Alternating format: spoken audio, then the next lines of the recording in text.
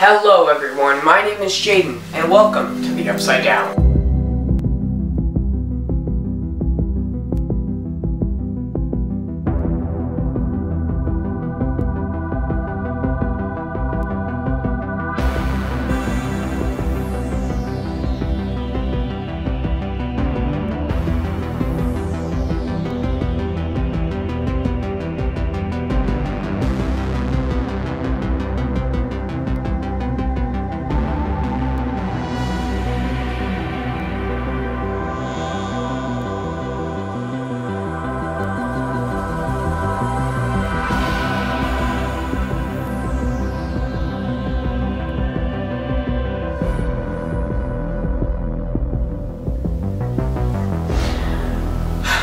So today we are going to be talking about Stranger Things Season 4 Volume 1, or the first 7 episodes that were released on Netflix as of May 27th, which is probably the biggest day in modern television history, baby. Yeah, it's a big deal. Also the same day Obi-Wan Kenobi, which is a whole different bag of worms that I'm going to be talking about. I think, not in this video, but when the whole series of Obi-Wan Kenobi ends, that's when I'm going to start talking about it, because I have some opinions on it, but I want to make sure the whole show is over so I can not, like, pick and choose at some stuff in case some stuff gets fixed. But Stranger Things Season 4, I think it felt unnecessary when they revealed a little too much in the advertising because of some character arcs in Season 3. But I think a lot of stuff played off well for me. I think this is probably the second to best season behind Season 1. I used to think Season 3 was the best one, but then I realized that all the episodes in Season 3, it started falling into MCU humor territory. Not with the MCU humor. This show has a lot better comedic timing and humor than the MCU. It's just some sequences for the sake of comedy playing out, like interrupting it. This season is much better at letting some stuff like that play out, and I'm so happy with that, because the plot lines, there are probably about 4 plot lines, so this is gonna be a spoiler review. Alright, there's gonna be a spoiler review, so if you haven't seen it, get out. Or come back later. I don't care. Yeah. So there are 4 plot lines. Hopper's back, which, that's the main plot line that I thought I'd had issues with, but let me talk about that one first. So that plot line, I thought Hopper died. And the ending of episode 3, or of season 3 actually, sorry, actually made me kind of sob. But it kind of felt like that was taken away when they first revealed it. In the advertisement, not the show. But the way they played it out, this is where, okay, so when this stuff was happening, of course the stuff with Rush right now, that all stuff, I don't want to talk about that. But I had just come off of seeing Come and See, which is a Russian anti-war film from 1986, and is considered the most intense or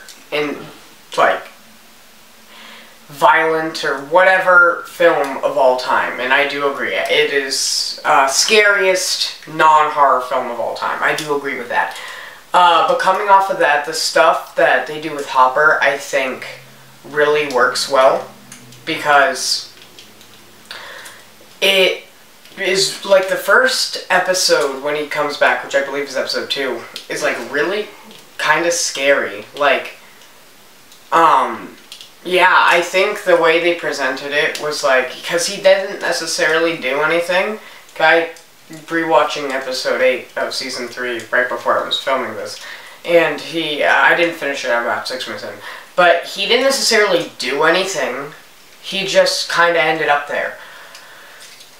But yeah, it was just the torture stuff.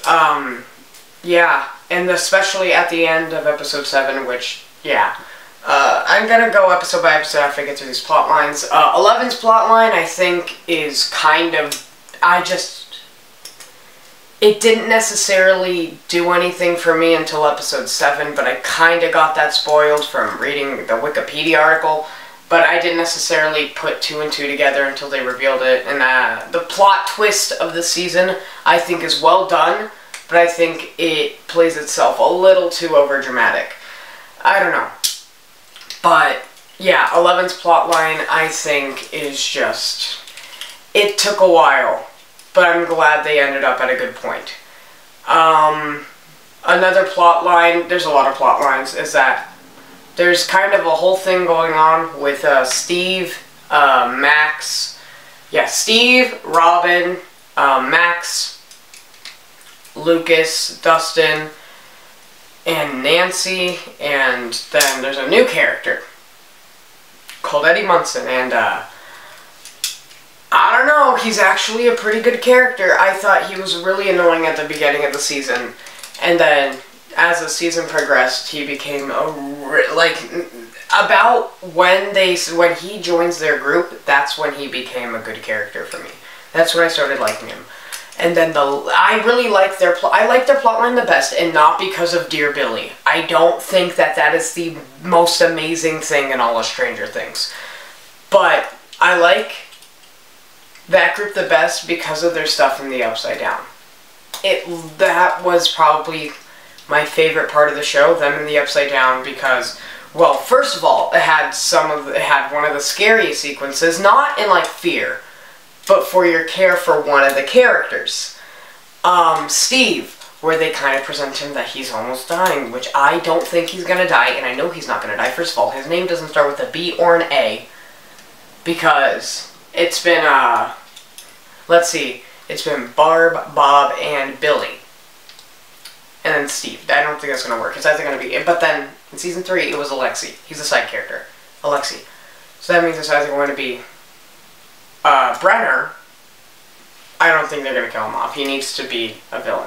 I hope they kill him off, because he's awful. But I personally think, unfortunately, and I love this guy so much, Argyle, who is a part of the last plotline with Mike, Jonathan, Argyle, and Will. Because their plotline, I think, is the funniest, but I don't think that's necessarily a good thing, because it kind of feels like they're getting sidelined, and that means they're probably building up for Season 5, but Mike was debatably the main character of Season 1, then Will, Season 2. In Season 3, I think maybe around the middle of Season 2, it's been the 11 show. It's only been basically about 11. She's been the main character, which I don't think is how the show started off, because she wasn't a character until about episode 2 of Season 1. Which doesn't sound that far in, but the episodes, there's only 8 episodes, they're about 40 minutes long each. But yeah, they felt like they got sidelined again. I know this, Jonathan becoming the stoner character, I thought it was really funny, but I really wish they didn't make him be the stoner character. And if they did, I really hope they revert him into being like an actual helpful person. There are a lot of stuff in this, I say it's going episode by episode, I don't think we're going to do that, I'm just going to talk conjunctually about it. Vecna, I think, is a really weird villain. I think he's not necessarily scary, I think he's really cool. But I think it's hilarious how this is, I think, the second season that they've named a villain after a D&D character. I don't know about the Mind Flayer, because he was kind of, not he, it was kind of the villain of 2 and 3, but like, yeah. My favorite episode was probably episode 7. People are saying episode 4 for the ending Dear Billy. I honestly think that was a little over the top. I don't think it needed to be that dramatic. But yeah, I think the season started off pretty normal. It felt like Season 3, and then the ending of episode 1 was spectacular. This season goes back to the roots of the missing person, the murder cases, but it kind of feels like it takes all the loose plot lines, which I like. It takes every, like, kind of unanswered question, takes every, like, everything from the previous seasons and molds it together. And it takes the themes, the ideas, especially the feeling. This feels a lot like season 1 and 3. It skips 2. But yeah, I really think this is probably the best season for, not character work, but it is the goriest season, which I'm a big fan of. It has, it probably has the best soundtrack out of any of the seasons. And the most exciting plot lines, like, not plot lines, but it has some of the most intense sequences. At the end of episode 7, there's a Demogorgon fight. Not the end, episode 7, there's a Demogorgon fight. Yeah, okay, so when I saw the run times of this new season, I was incredibly terrified, because I don't think that all the episodes need to be feature-length, because they are all feature-length, even excluding the credits. They're hour 18, most of them. Hour 18, that's an hour 16, 76 minutes. The last episode is 100 minutes long. There are movies shorter than that. There are movies shorter than the 1 hour 18 minutes. It just, I was really intimidated, and I'm really scared for this season finale, because I feel like it's going to go on forever, because Stranger Things, and I knew that this stuff was going to happen when I saw all the plot lines being released. It wasn't as bad, but introducing so many plot lines, I don't think it has to do with characters, because there have been a lot of stuff recently with ensemble casts that balance multiple things. Like Avengers Infinity War is a really good example of taking an ensemble cast and focusing equally enough on everyone. They focus too much on 11 and then the Upside Down group and kind of Hopper, that the main characters, Mike, Will, them sidelined. Which they were, I don't even think they were in the last episode at all. Okay. Yeah. There's one thing that I feel like I thought was really interesting, and that was the whole thing with the Creel house. When they released the teaser for that, I thought it was going to be like a really dumb ghost, like, haunted house thing. No, it was actually incredibly interesting, and Robert Englund, yeah! But yeah, this is probably my second favorite season. It is, season 1 will always be the best one, because it has everything. It feels like an Amblin. I just like how small it is, because I feel like this new season, the newer seasons, they feel like they one-up each other, but in scale rather than in story, because your scale can be humongous, but you can have absolutely no substance. I mean, there is substance. I mean, look at Argyle. But yeah, I'm really hoping that Volume 2 doesn't ruin this one, because this is probably the best put together season. It has some of the best episodes throughout the whole show. Like, I think the season finale, the way they weave the main 3 plot lines, because they forgot about Mike, really works. I thought that the season finale was really well done, and I feel like they used that feature runtime. It flew by. Like, this season flew by. It's very easy to binge. My favorite character is probably Steve. Yeah, I love Steve. Dustin I don't really like Dustin anymore. He's kind of arrogant, and Susie, I cannot. No offense, I don't think I can. Susie's just, season 3, yeah, Susie's not necessarily, it's not my type of thing. Her character, the whole family thing, I thought it was kind of funny, but yeah. But I don't know how I'm going to rate this, so I'm just going to do what feels right. Basically, not an average. I didn't rate it episode by episode. I just, on an average, if you don't know my rating system, an 8 out of 10 to a 9 out of 10 is a golden ticket, a 9.5 out of 10 to a 10 out of 10 is a trophy. I'm going to be giving Stranger Things Season 4, Volume 1 an 8.5 out of 10.